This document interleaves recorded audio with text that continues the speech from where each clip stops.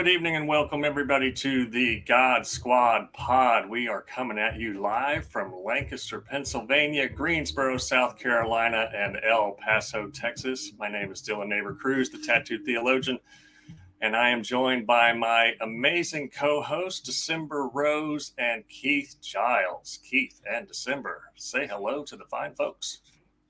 What's happening? Thank you for tuning in again for episode 2 of the God Squad, where we're dealing with faith, politics, and sanity of all things.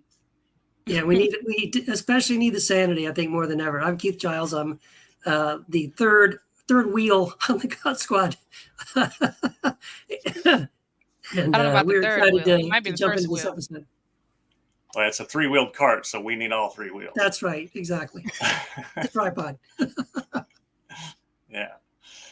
All right. Well, I think we're going to have a great show for you tonight, everyone. We're going to talk about some interesting things in the world of Christian nationalism and American politics here in the year of our Lord 2024. And a little bird told me that there's going to be a little Scooby-Doo moment here. I believe Keith Giles is going to unmask Agenda 47 for us. Well, like I don't know. Scooby-Doo episode. Yeah, don't oversell it. I'm not sure how much of an unmasking it is. But so we talk a whole lot about Project 2025 on the God Squad, as we should. It's probably the most important thing right now, I think, going on in America, and the biggest threat certainly to not only to democracy but to, I think, Christianity, Christian nationalism, certainly. People that are serious about following Jesus. So, but as big a deal as it is, you may have heard, I initially heard about this thing called Agenda 47. And when I initially heard about it, what I heard about it was like, Trump is trying to rebrand, or they're trying to rebrand Project 2025 to throw people off. And it's now they're calling it Agenda 47. So I thought that was all it was. And I'd heard other people say the same thing, that it's just a rebranding of Project 2025 and all of that. Well, I looked it up. And actually, to be honest, I didn't look it up. I had a friend of mine I haven't talked to in years, commented on something I posted on Facebook about Project 2025. He responded with the link, with the information on it. And so thank you, Brett Scallions, for that, my friend Brett, for that link. And so I looked it up, and so it turns out it's not really a rebranding. In other words, it's not the exact same thing with a new name. That's not what it is. Okay. Agenda 47, this is according to Trump's campaign. So, Trump is sort of trying to distance himself from Project 2025, pretending that he's never heard of it and all that. We talked about that last night on John's show, on John Fugelsang's show. And so whereas Trump is trying to distance himself from Project 2025, according to Trump's campaign, Agenda 47 is what he officially is saying that he wants to implement when he becomes the 47th president of the United States. It is Donald Trump's 2024 presidential campaign formal policy plan. And that alone should scare you, because whereas Project 2025 does have a bit of a gray area of like, well, Trump has the option. He may or may not implement some of these things in Project 2025. Whereas in Agenda 47, these are things that Trump is officially saying. In fact, according to his campaign, quote, Agenda 47 is the only official, comprehensive, and detailed look at what President Trump will do if he returns to the White House. So I encourage everyone to take some time to look up Agenda 47. I'm not going to be able to cover it in this little section that we have here. But I would say, just giving it a glance, when Trump tries to say that, some of the things in Project 2025 are horrific and abysmal, he's not referring to, I think, most of the scary things that most of the rest of us have been talking about, because it's really very similar. He is still talking about things like imposing a death penalty for drug dealers, about sweeping changes on immigration. He's going to do the largest deportation of immigrants America has ever seen. That's still part of his official plan. He still plans to have pretty heavy cuts on education. They're going to basically cut federal funding for any school or program that teaches critical race theory, any gender ideology, those kinds of things. So it's very, very similar, right? Those kinds of the same kind of things. Defining marriage as between a man and a woman. A family is only a family, only has family rights if it's a man and a woman, and not. So basically, getting rid of all gay and trans, any kind of legislation along those lines. They also want to get rid of diversity, equity, and inclusion as well, and harsh penalties for colleges and schools that practice those things. So yeah, it's still pretty scary. There's still plenty, and knowing that these are the official things. Trump is saying, no, I will do these things. This is what I plan to do. And of course, part of that is, again, the expansion of presidential powers. Also something we've seen in Project 2025 that scares us. The idea that the president would essentially be a dictator. On top of what the Supreme Court has already handed him, they want to also give him the ability to restore something called Executive Order 13771, and to make that permanent. They want to ask Congress to make that permanent. And that is that the Schedule F thing? I believe that's what it is. Yeah, it basically gives the president powers, everything from control over a regulatory budget, to basically control the federal government itself, to control what their policies. We're talking also about the FBI, police departments, and things like this. So it is pretty scary. It affects everything from healthcare, Social Security, immigration reform, infrastructure and urban planning, law enforcement, and journalism too. That's the other thing that's scary too. He says, again, this is his official, what Trump is saying, this is my official policy. Here's what I'm going to do. He wants to shatter, quote unquote, left-wing censorship, and to labeling information or labeling disinformation, things in the media about the 2020 elections not being overturned, or about COVID, or about, quote unquote, Biden's, the Biden crime family and things like that. And so there will be penalties for journalists, penalties for news agencies that report on COVID or report on the 2020 elections and all those things. And they have to say that the election was stolen. They have to say that COVID was some kind of a, hoax or something. They have to say that Biden is a criminal. And those are the kind of things that Trump is going to do. So if you weren't scared enough about Project 2025, and I hope you were, I hate to say it, but Agenda 47 might be even scarier, because Trump is admitting to these things, and Trump is saying he will absolutely do these things if he becomes president.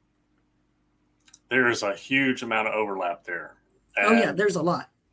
And I watched John Oliver's segment on Project 2025 today, and he talked about that Schedule F rule, and that is one of the biggest pieces of Agenda 47 and Project 2025. That's the one that allows him to gut the entire civil service and make people who were career civil servants and who couldn't be fired because they're the experts, like the scientists at the EPA, or people who are experts in transportation and that kind of thing.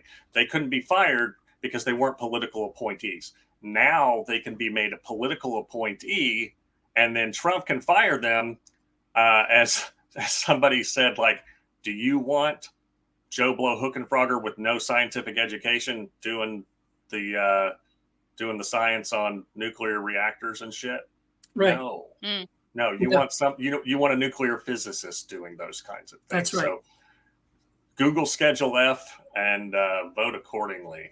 Yeah, absolutely.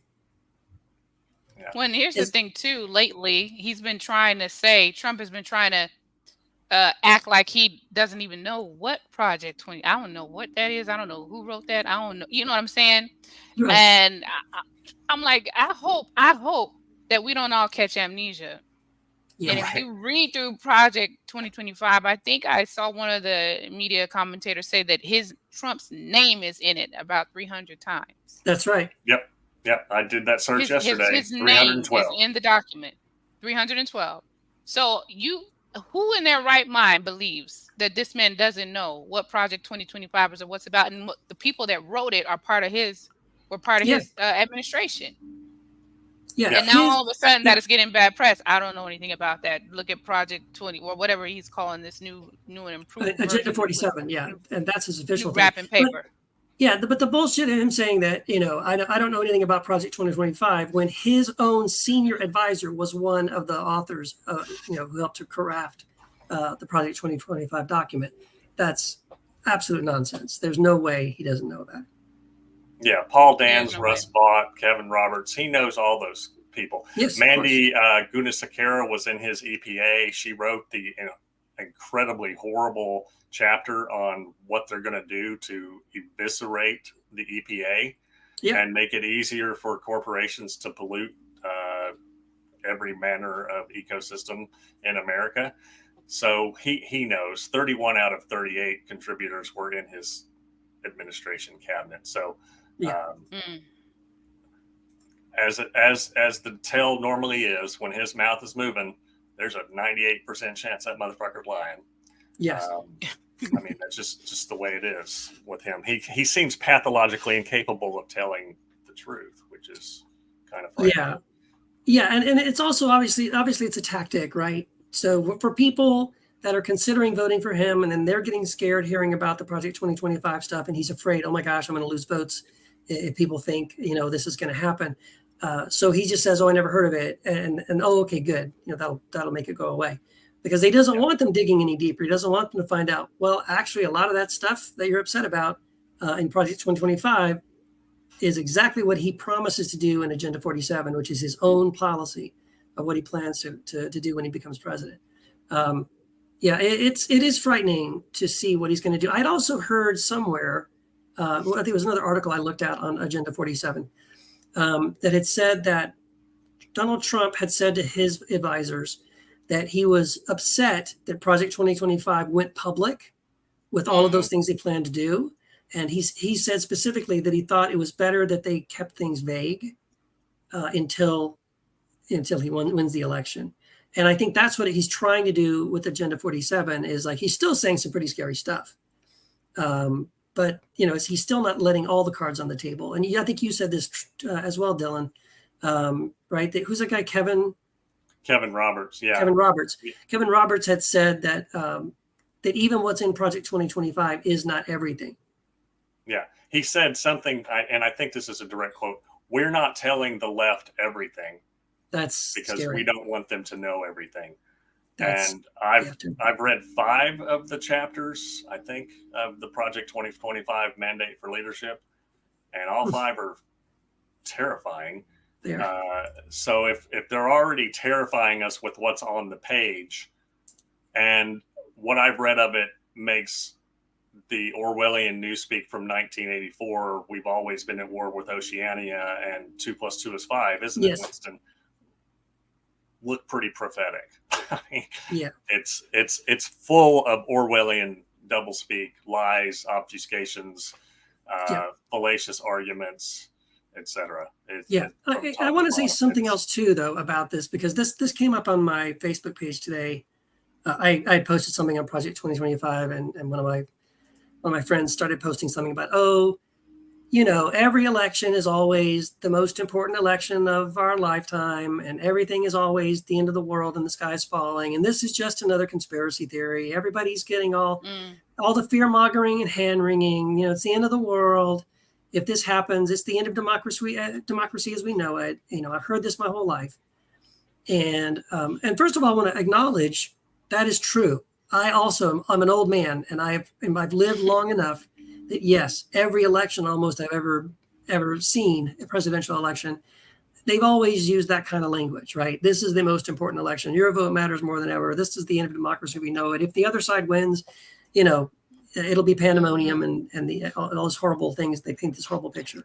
I agree. That is a tactic. And people do on both sides have talked that way about elections. So I want to acknowledge that is true. However, it's also true that horrible things are in store. Horrible things are planned. I mean, imagine if we were living in Nazi Germany, right, before Hitler gained power, and people were saying, I read Mein Kampf, this guy, he's kind of scary. Or, I heard he gave a speech, or I heard he was saying, to some of his advisors, these are his plans if he's given power.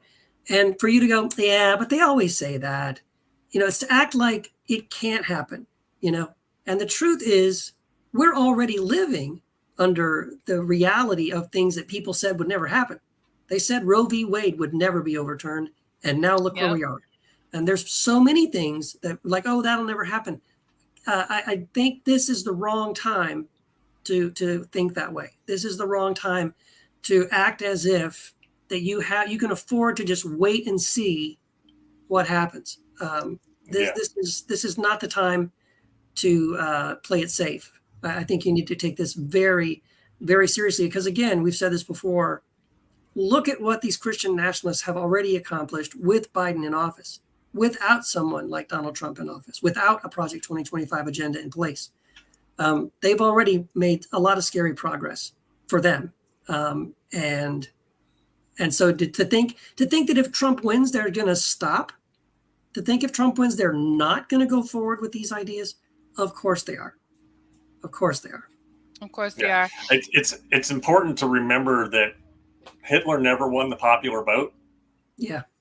I think he won like 31% of the vote after the beer hall putsch, which was his first attempt to overthrow the German government. He wasn't really punished. The rest was history. That's right. Desimber. Look, listen. I'm going to just say this. We can act like we don't know if we want to. We can act ignorant if we want to. We could put our head in the sand. We could act like we want to be up under some rock and in a cave. But the truth of the matter is, if this country puts Trump back in office, it is what this country wanted. And I don't want to say this country as in every single individual, but I'm sick and tired of people saying this is not America. This is America. This is America. Yeah. Yeah, damn it. This is America. And people were trying to convince us that we're in a post-racial America. We have never been and never will be in a post-racial America. This is America, okay? Like Childish Gambino said, the artist.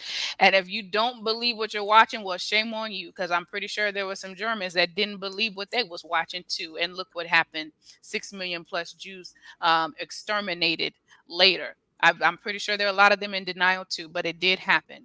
Okay. And I'm not going to be doing no fear mongering, but the truth of the matter is this is a crucial election and we do have a choice to make. And I promise you, they don't like Trump that much, but they're going to hold their nose and vote for this fool because they like his platform and they like the policies and they like the people that are propping him up.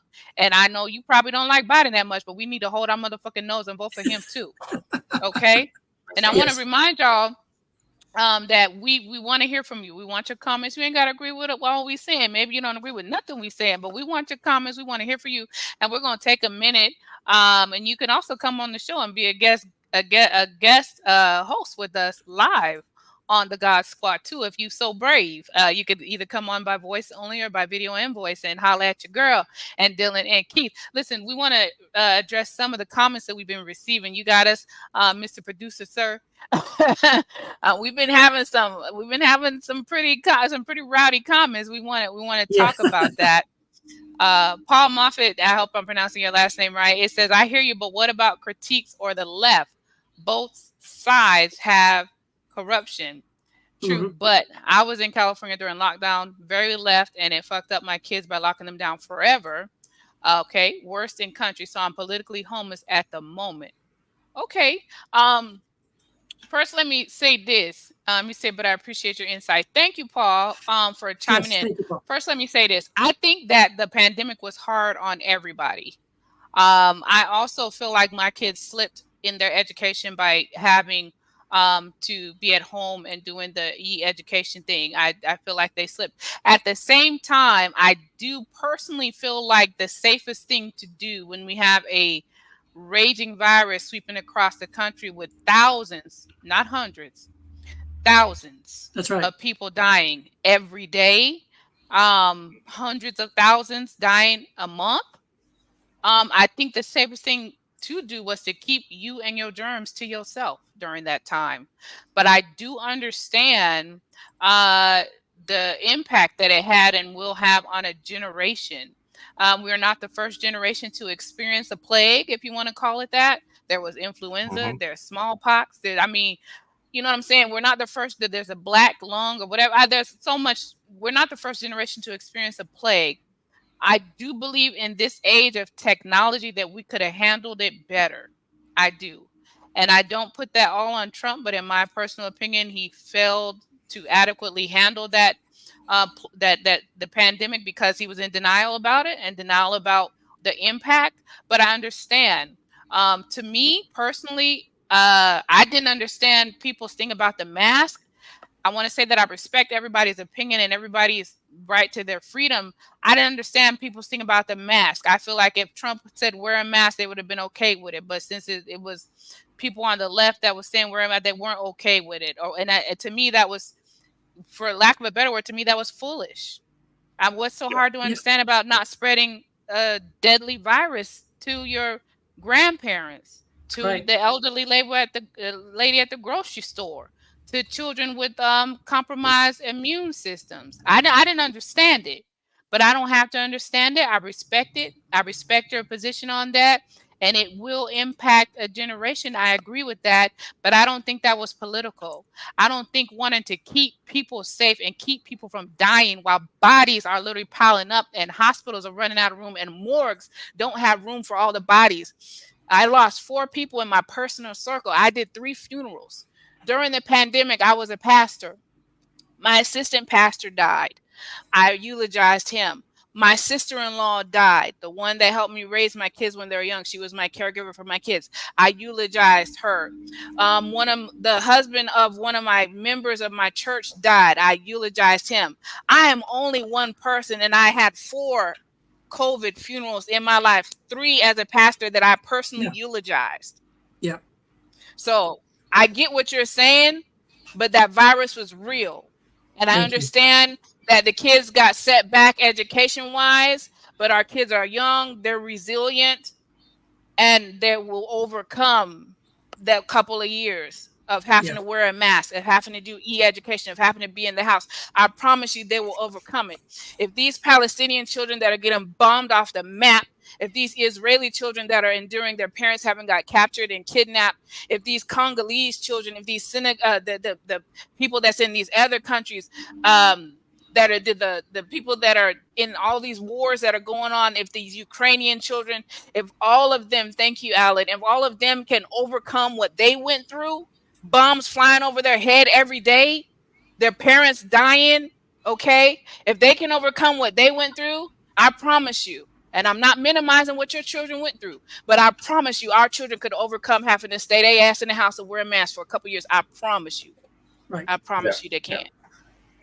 Yeah. Well, all right, we got anybody else?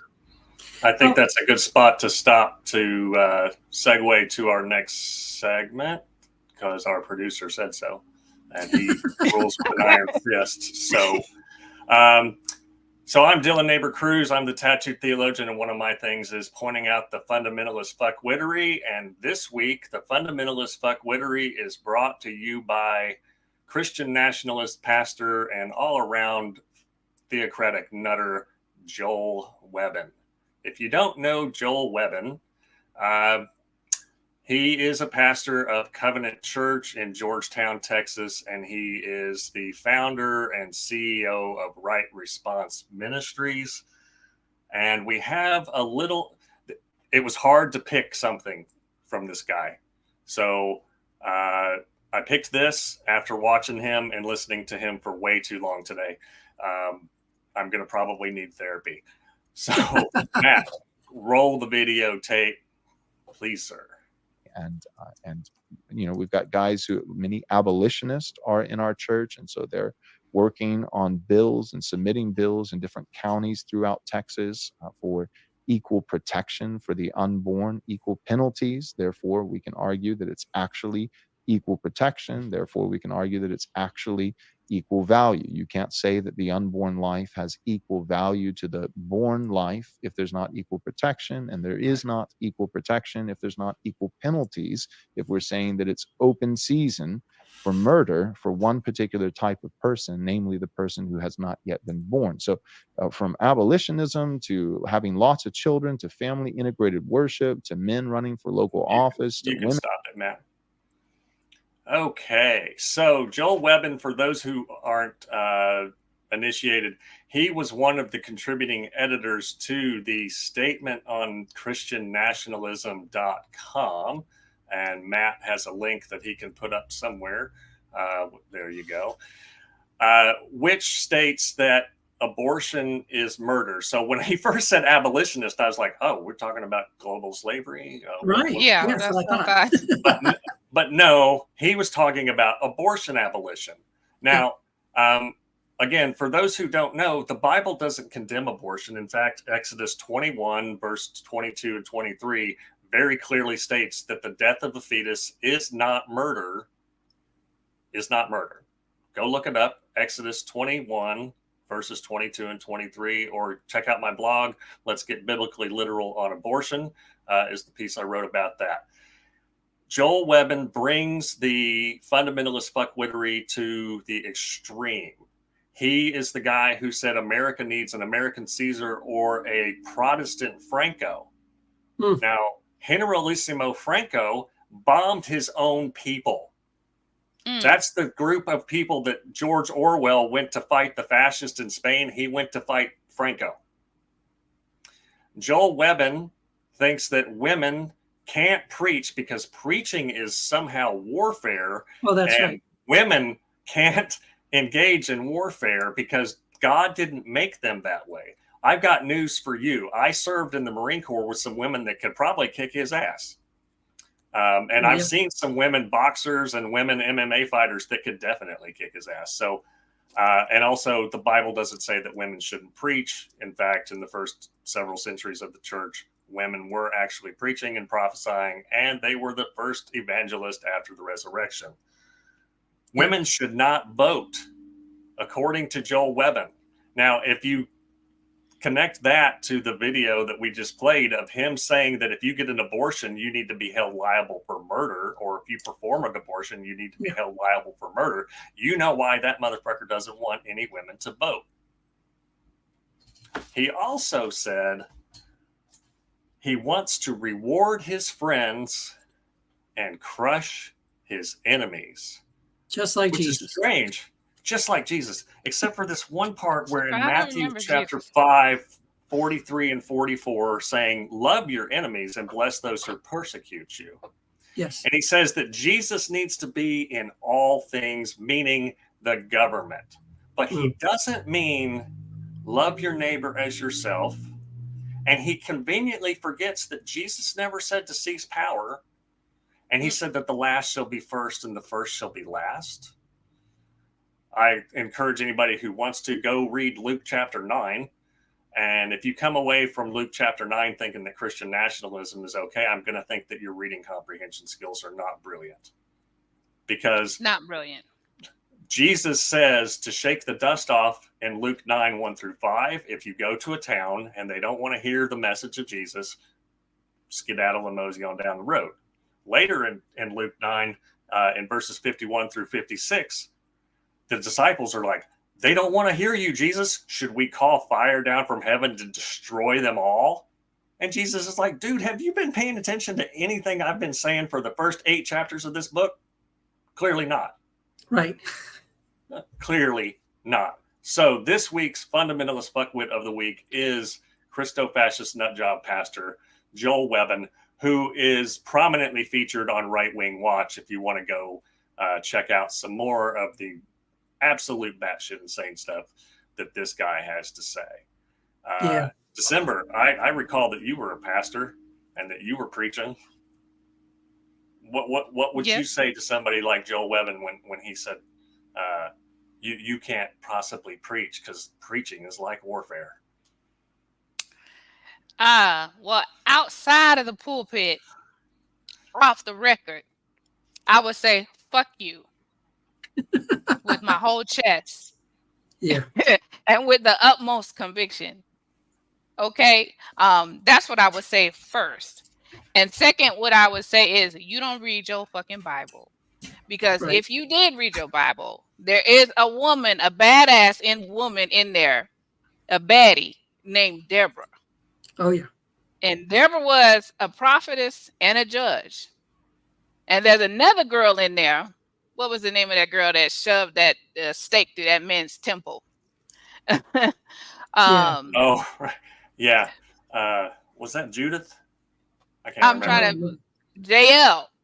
JL, that's Oh, right. Now yeah, yeah. JL, he's the one that gets the credit for defeating Jabin's army. Y'all need to go read that. That's in Judges chapter 4. So this is how you know that these motherfuckers don't read this Bible that they be.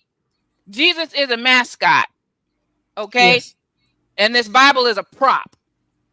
Jesus is their mascot and the Bible is a prop. They don't live like Christ and they don't read that damn Bible. Nope. Because you can't come to the conclusion that women shouldn't be in battle. If you look in the scripture, you're going to find women all over the place in some type of battle or another. Okay? Chief among them, like I said, JL. Now, if she wasn't supposed to do that, then why God let her do it? Yeah, that's okay? right. And the man was too scared to do what she did. And the prophetess, listen, you want to know that? Go read your word. Go read Judges chapter 4. So I would tell him, fuck you, and anybody else that's with him, fuck you, and fuck you. And next time you want to talk about a woman can't preach or go to war, tell that to all these women, all these armed, these service women in the military, in the Marines, in the Navy, in the Coast Guard, in the Army, in the Air Force, to even police officers. And thank you all of our service men and women, and especially my good friend, okay, Dillon Cruz. All of you who have served our military and served in our military, thank you for your service. Tell one of them that they don't have a right to be on the battlefield defending your freedom, so your stupid ass can get on public national TV and tell her that she don't got a right to defend your dumb ass. It's a good thing that they don't give a good goddamn about what you're talking about, and they're going to do the job anyway. It's a good thing, okay? It's a good thing that the prophetess Deborah don't give a damn. It's a good thing that JL, the warrior that put a stake through that man's temple and ended a war, don't give a damn what she's talking about. It's a good thing that Mary and Martha, who are our first evangelists, if you want to, you know what I'm saying, or Junia, the apostle, or Priscilla, with a Priscilla and Aquila, and they named her first, which in the scriptures usually indicates she was the one who was the senior or the more, the one that had more authority. It's a good thing none of these people in the Bible that you ain't reading don't give a good goddamn what you talking about. Yeah, it's a good thing. So, that's what I would say. Somebody asked about the Exodus reference. That was Exodus 21 verses 22 and 23. Yep. And somebody else. I think real quick, I think also Exodus chapter 22 also continues. If you can read that chapter, it also has more specifics about, I mean, what we're talking about. It doesn't say specifically, it's not simple and plain. You have to read what's being said and then sort of infer from what it's saying that, I think it's something that's a law that if you strike a woman and she miscarries, it's not counted as murder. The penalty is not the equal would be if you murdered someone. The penalty is you have to give the person a donkey or a couple of oxen or something, which is what you would do if they lost property. So that those verses are teaching us early on in Judaism that when God was giving these commands, assuming God was giving the commands, that they didn't consider a fetus to be equal to a human life. Right. I've watched some different biblical scholars talk about this. One guy, Dan McClellan, follow on Instagram. He said about this verse that the fetus was literally considered the property of the husband. Yep. That's why you paid the husband the fine. And Bart Ehrman, when asked about abortion, said, well, Jesus wouldn't have anything to say about that because they didn't think a fetus was a person. They believed that life begins at the first breath. That's right. And therefore killing a fetus isn't murder. That's right. So that's where Joel Webben and all of the Christian abortion abolitionists completely get it wrong. It didn't become that they started thinking about the fetus as a person until much later in history, way after the Hebrew Bible was written. So I believe we have a special guest who wants to come on. Is that right, Matt? Am I? There we Hey. go. Tim There Higgins. we go. Tim Higgins. Welcome to the God Squad pod, Tim. Hi. I wasn't expecting to come on. I just came into the room thinking if a question comes up, but I've been sort of frog marched in here. What I wanted to say to you is I'm in Northern Ireland, Belfast. And Hey. what surprised me was when Desimber was talking about post-racial America not existing. I've discovered overt racism here in white evangelical churches on a few occasions, which surprised me. And there's something peculiar about evangelicalism, that there is an undercurrent of racism. And when I came across a few examples, it just left me stunned. But I don't know why it is, but even in our country where race is not really an issue, or hasn't been until now with immigration, evangelicalism does seem to have this peculiar thing about it, that there is racism, and when it bubbles to the surface, you see it so clearly, and so it's just to let you know that it's not just in America, it's here too. And I've come across a few examples which have shocked me, Well,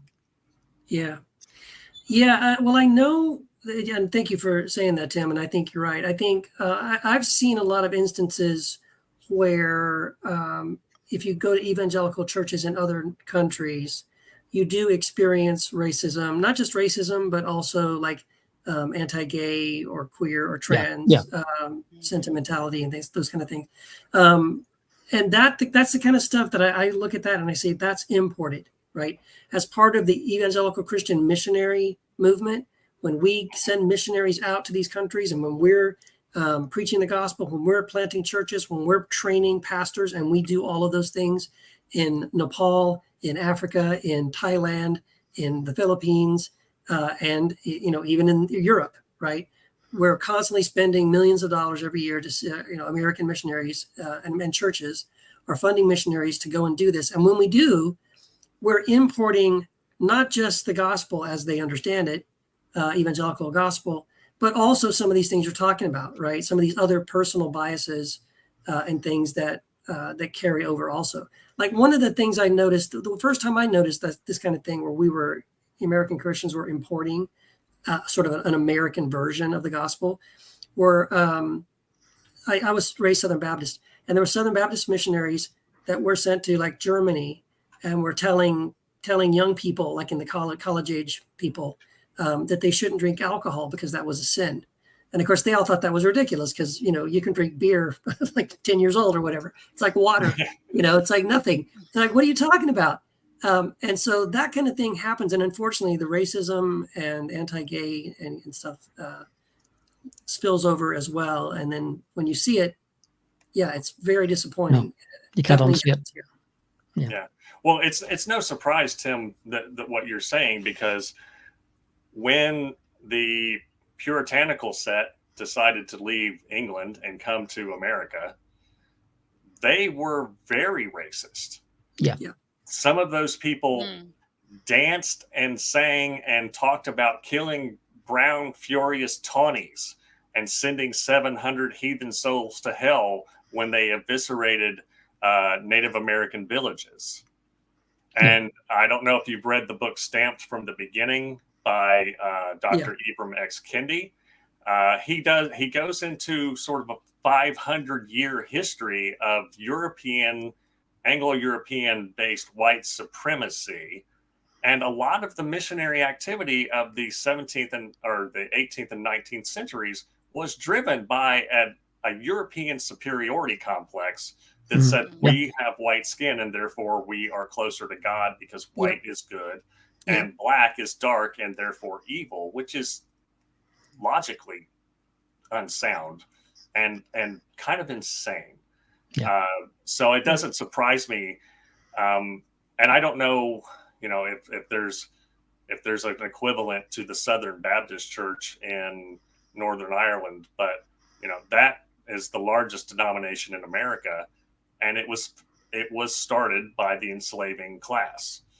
And so the Southern Baptist Mission Network, as Keith probably knows, was huge in the 20th century. I don't know how big it is now, because I left that group a long time ago, but they were spreading their Southern Baptist theology all over the world. Yes. And it was undergirded by racism, misogyny, sexism. Oh yeah, all those things. Yeah, extinction violence, all of the things that Jesus was kind of not for. Yeah. Mm-hmm, Very sad. mm-hmm. And my thing on that, and thank you for joining us all the way from. You're currently in Belfast, did you say? Yeah, well, just outside it. That's where I live. Yeah. Wow. Thank you so much for joining us. That is awesome. Our first international caller. Yes, yay. That is so awesome. What time is it there? It is I'm just 1:45. curious. Wow, you up late 1:45. watching this show. I'm an Thank you for watching. I would say this, just to comment on this. I personally think the arc of racism from in the evangelical quarter society, it stems to me from colonialism. Yes. Its roots are so far back, and we have to understand that many of those missions to go and make Christians out of the savages or whatever they were trying to do, all of that had a foundation in racism. And you have to understand that when they were going out conquering and colonizing, some of the first things they did was set up churches. And so to me, it's impossible to separate the history of colonialism from the evangelical history. To me, it's impossible to separate those two. And you see that they're only so comfortable with the life and words and message of the gospel of Jesus Christ. They're only so comfortable with it until it starts forcing you to love people who don't look like you, until it starts forcing you to see someone who has different color skin than you, come from a different color, someone who has a different culture, a different religion, until it forces you to see them as your brother or your sister. Because until you can look at somebody and see them like God see them, or see them at least at the minimum as your equal, as your brother or sister, in my personal opinion, until you can do that, you don't really know God like you think you do. Right. Because even the scriptures say, how can you say you love me but hate your brother that you see every day? That's right. So until these people, and I'm going to say this again, and I'm going to keep saying it, these people use Jesus as a mascot and they use the Bible as a prop. They really don't subscribe to what's in between them pages. And they really, for real, they really don't fuck with them red letters, as the church Pentecostals say. They really don't fuck with them red letters, as in the actual words and life of Christ. And they understand that God is love. But the part, for some reason, that they don't understand is that love is also God. They don't get that part. Yeah, that's right. Yeah, and it goes back to what you were saying, a minute ago too, Dillon. This, like when that guy was saying, we need more Jesus in all areas of government or whatever. Yeah. But he doesn't mean that, right? Because he doesn't like to love your enemies. He doesn't like caring for the poor. He doesn't like all the things that Jesus actually teaches. So you have to back up and see when they say those things, what do they really mean, right? They just want Jesus. They just want to quote the Bible or at least allude to say what I stand for is biblical, whether it's marriage, whether it's misogyny or any of these kind of things, any of their attitudes, and they want to label those views as biblical when they want to say that what they believe and what they want, no matter how extreme it is somehow related to Jesus. They just want to use that as sort of an authority, right? If they invoke the Bible, if they invoke Christianity and religion, right, then they feel like it gives them this authority and this power that the next thing out of my mouth, therefore, you can't argue with it, or you're arguing with God. Yes, and that's right. I think that's one of the main things that the God Squad is all about. That the reason we kind of got started, because we hear that stuff all the time, and we know the Bible enough to know that when they're talking that way, they're lying. That the Bible doesn't say those things. The Bible doesn't support those things. And even if the Bible does, because the Bible isn't great, the Bible does support a lot of things that are bad, right? I've always said, when people argue they want a biblical world, they'll say this isn't biblical, or we need to go back to the Bible or something. I'm like, they don't want that. No, you don't want. I don't want that, because a lot of things are biblical, right? Genocide, patriarchy, slavery, all those things are biblical. I don't want that, but what I do want is something that's Christ-like. And that's what they don't want. They do not want a Christ-like nation. They do not want to ask, they don't even want them. They don't want to be held to a Christ-like standard. They don't want anyone to say to them that you should be acting this way. And so, that's why I think it's so important that we have to call this stuff out. That's right, Kelly Wilson, great comment there. I like that, Kelly. Very different. Way different. Tim, thank you so much for making the God Squad international, and for staying up super late to come on. We appreciate it. Hope you can join us back. Again. Come back and bless us with your presence and that fantastic accent. And beard. I love it, the beard. And beard, yeah. Your beard's making me a little jealous. Thank you so much, Tim. And come back and see us again. Thank you. And thank you. Without further ado, I think now is the time that our resident mic drop specialist is about to introduce her segment. Take it away, Desimber. So, listen, I have to deal with, and I feel like since I'm Black, I could say this, so I don't care if y'all get offended. I feel like I need to deal with this particular Negro. This particular Negro, who I will affectionately call this motherfucker. Republican Lieutenant Governor Mark Robinson. Let's roll the tape. Let's deal with it on the other side and see why he has earned the position of this motherfucker this week. I'll say that sounds awful. Too bad. Get mad at me if you want to. Some folks need killing. It's time for somebody to say it. It's not a matter of vengeance. It's not a matter of being mean or spiteful. It's a matter of necessity. We have wicked people doing wicked things, torturing and murdering and raping.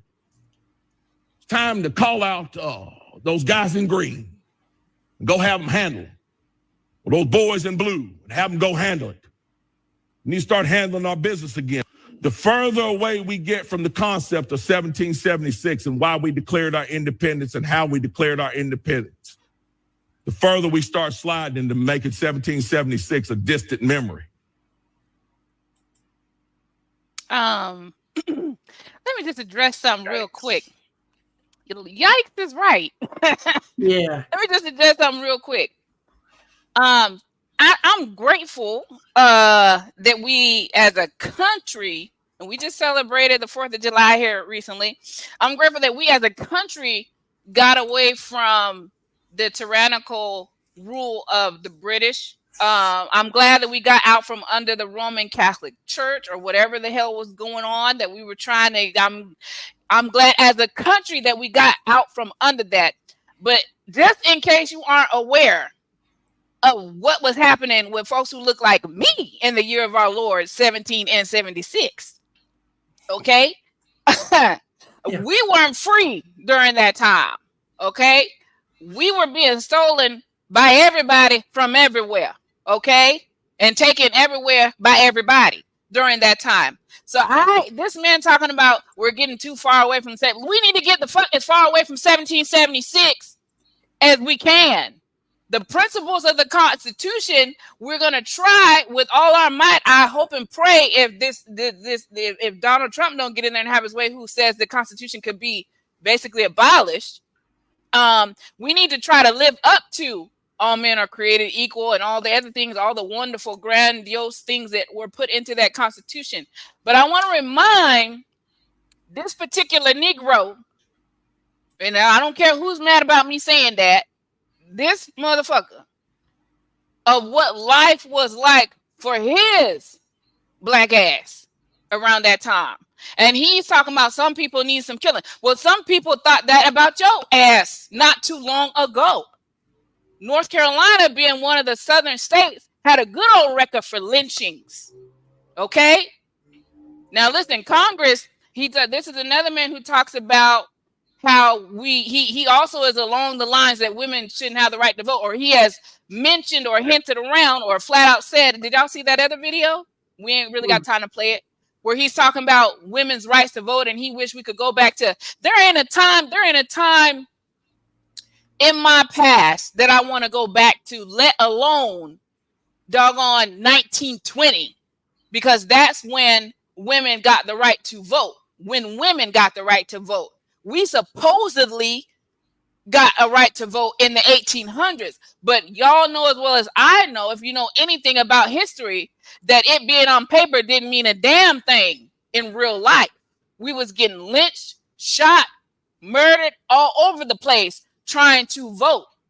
And it wasn't until the 60s with the Civil Rights Act and other laws and amendments, I think the 15, 14, all these amendments that came along that abolished the black codes and the poll taxes and all that other stuff that they put in place to keep black people from voting. And let me give you this little known fact. I didn't even know this. Maybe you didn't, but it explains a lot.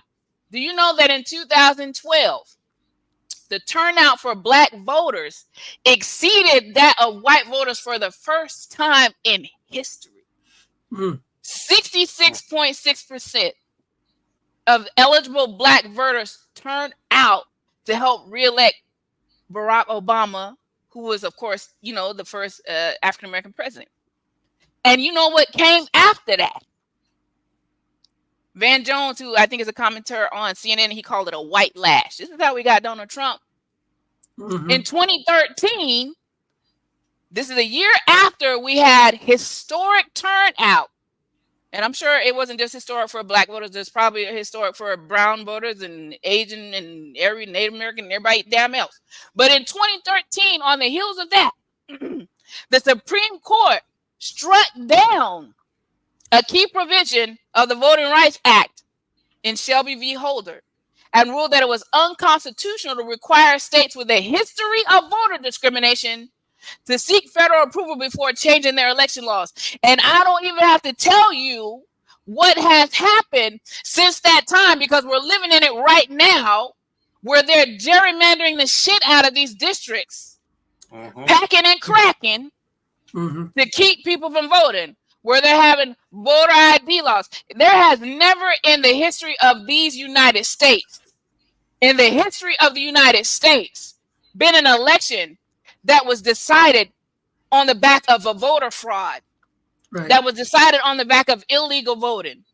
Never in the history of the United States. But all of a sudden, voter fraud this and voter fraud that and this and that and that. Never. I'm telling you, I don't know where they found this clown. I don't know where they plucked him up from. I don't know where he came from, and I sure in the hell don't know who raised this fool. But anytime you got somebody standing up in a pulpit in what looks like a predominantly white church, talking about some people need some killing and all the other bullshit that he's been talking, that he cannot come to this community on God, he can't come to this community and say that shit that he's saying. He's saying it in front of the audience he believes he could say it in front of. And just like our man Tim said, who was just on here, there is a strong tie between racism and the evangelical community. And there's a reason for that. And what we call that kind of man where I come from, and y'all forgive me if you mad, and I don't really care if you are, is this is a coon. And I'm sure it ain't the first time that he's heard that. And what that simply means is this is a black man who's speaking, acting, and advocating for things that detrimentally impact the black community. Yeah. And anytime you're talking about some folks need some killing, exactly who the hell you think he's talking about? Exactly what dog whistle do you think he's blowing? Do you see the audience he's in front of? There is not another face of color behind him that I saw other than his face. Yeah. He cannot get into a black church and say what he's saying. He can't come into the barbershop and say what he's saying. He can't come to the cookout and say what he's saying. He can't come around. He probably can't come around his own damn people and say the bullshit that he's saying.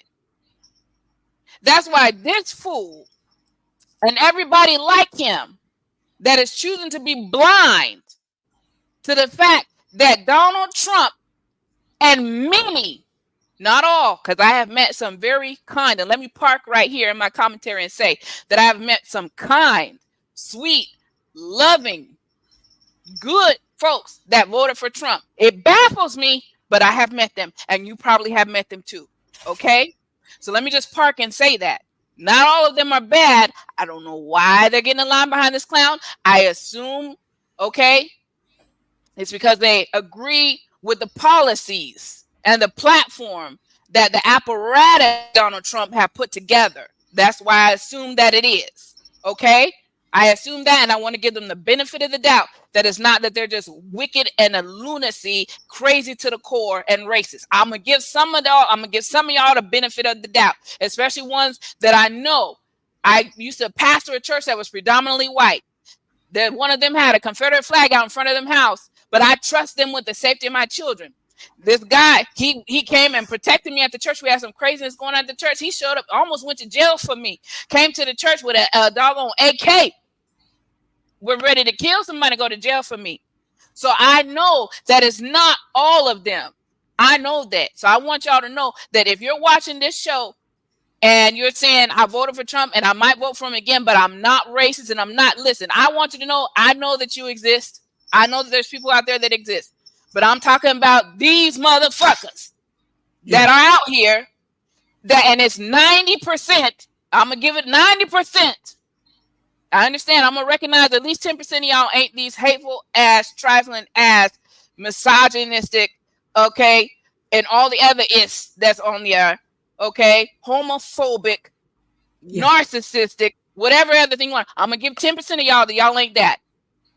But these motherfuckers, like Mark Robinson, are the reason why we got to get our asses to the polls and vote for whoever the hell is not Donald Trump. And okay. Whoever the hell ain't Mark Robinson. Yeah. And whoever the hell ain't Mark Robinson. We That's cannot right. afford that. North Carolina, raise up. You cannot afford Mark Robinson. You can't afford him. I'm here to tell you, you cannot afford this particular Negro who I want to coin this week, this motherfucker. Yeah. Okay. Fantastic. Thank you, Desimber. So good. Yeah, and thank you for pointing out that kind of language, it is, I think you're right, it is kind of a dog whistle to a time when, like there was a time when, police didn't have to read you a Miranda right, No. when the police could, slap you around, beat you up, knock you to the ground to get information out of you. They didn't have to take you back to the station. They didn't have to read you your rights. They didn't have to call a lawyer. They still do that. There's a mob of folks from Mississippi that are on trial right now. They're not supposed to. But to act like, oh, we want to go back to those days when the police could take, like he said, that's the thing he said that I was like, what? The idea, he says that some people need to be killed, and then we need the men in blue to step up. Like, oh wait, so you think the police's job? The police are supposed to kill people? What are you talking about? How do you get there? Like execution. Yes. Like the police's job is to go just kill bad guys. And listen, have you not noticed how often the police are shooting people?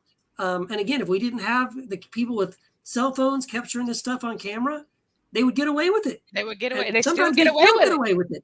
Sometimes, yeah, we catch them, we see it on film, and they still get away with it. Yeah, I would recommend that anybody qualified immunity. Anybody that agrees with Mark Robinson should go read some James Cone. The Cross and the Lynching Tree is Beautiful. a good place to start. That's a beautiful. He need to read the damn Bible. He was in a church. Yeah. Yeah, read some red letters.